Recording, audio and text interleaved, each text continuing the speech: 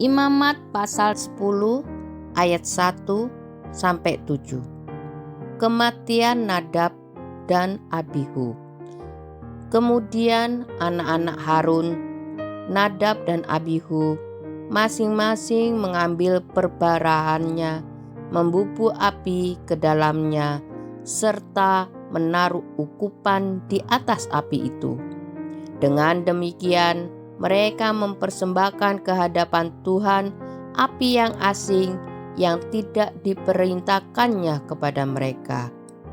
Maka keluarlah api dari hadapan Tuhan, lalu menghanguskan keduanya, sehingga mati di hadapan Tuhan. Berkatalah Musa kepada Harun, "Inilah yang difirmankan Tuhan, kepada orang yang karib kepadaku, kunyatakan kekudusanku, dan di muka seluruh bangsa itu akan kuperlihatkan kemuliaanku." Dan Harun berdiam diri. Kemudian Musa memanggil Misael dan Elsafan, anak-anak Uziel, paman Harun. Lalu berkatalah ia kepada mereka, "Datang kemari, angkatlah saudara-saudaramu ini dari depan tempat kudus keluar perkemahan." Mereka datang dan mengangkat mayat keduanya, masih berpakaian kemeja, keluar perkemahan, seperti yang dikatakan Musa.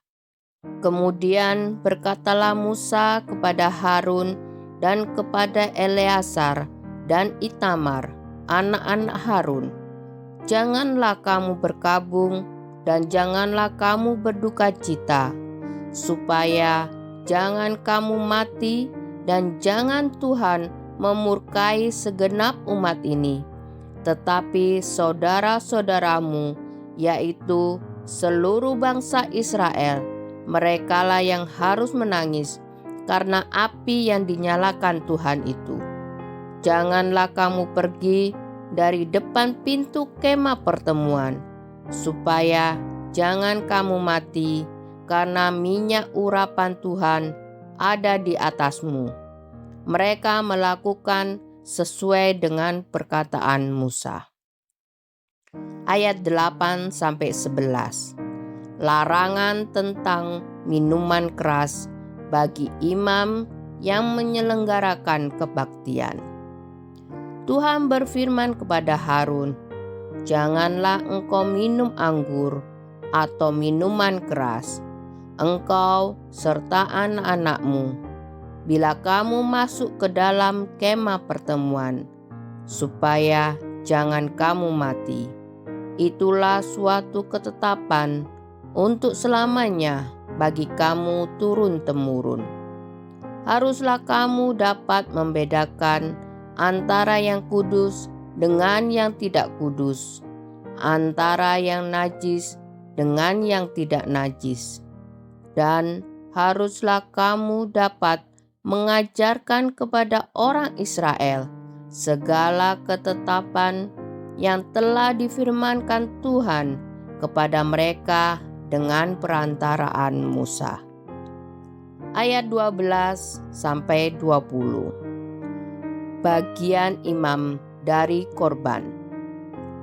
Kemudian berkatalah Musa kepada Harun dan kepada Eleazar dan Itamar, anak-anak Harun yang tinggal itu, "Ambillah korban sajian yang tinggal dari segala korban api-apian Tuhan, dan makanlah itu sebagai roti yang tidak beragi di samping mezbah, karena itulah bagian maha kudus. Haruslah kamu memakannya di suatu tempat yang kudus, karena itulah ketetapan bagimu dan anak-anakmu dari segala korban api-apian Tuhan, sebab demikianlah diperintahkan kepadaku. Dada persembahan unjukan dan paha persembahan khusus itu haruslah kamu makan di suatu tempat yang tahir. Engkau ini serta anak-anakmu laki-laki dan perempuan, karena semuanya diberikan sebagai ketetapan bagimu dan anak-anakmu dari segala korban keselamatan orang Israel. Paha persembahan khusus dan dada persembahan unjukan itu haruslah dibawa mereka ke tempat segala korban api-apian yang dari lemak itu, supaya dipersembahkan sebagai persembahan unjukan di hadapan Tuhan. Itulah suatu ketetapan untuk selamanya bagimu, serta bagi anak-anakmu seperti yang diperintahkan Tuhan. Kemudian Musa mencari dengan teliti kambing jantan korban penghapus dosa itu, tetapi ternyata kambing itu sudah habis dibakar. Sebab itu dimarahinya lah Eleazar dan Itamar, anak-anak Harun yang tinggal itu. Katanya, "Mengapa tidak kamu makan korban penghapus dosa itu di tempat yang kudus? Bukankah itu sesuatu bagian maha kudus, dan Tuhan memberikannya kepadamu, supaya kamu mengangkut kesalahan umat itu dan mengadakan pendamaian bagi mereka di hadapan Tuhan? Lihat, darahnya itu tidak dibawa masuk ke dalam tempat kudus. Bukankah seharusnya kamu memakannya di tempat kudus seperti yang telah kuperintahkan?" Lalu berkatalah Harun kepada Musa, "Memang benar, pada hari ini mereka telah mempersembahkan korban penghapus dosa dan korban bakaran mereka ke hadapan Tuhan.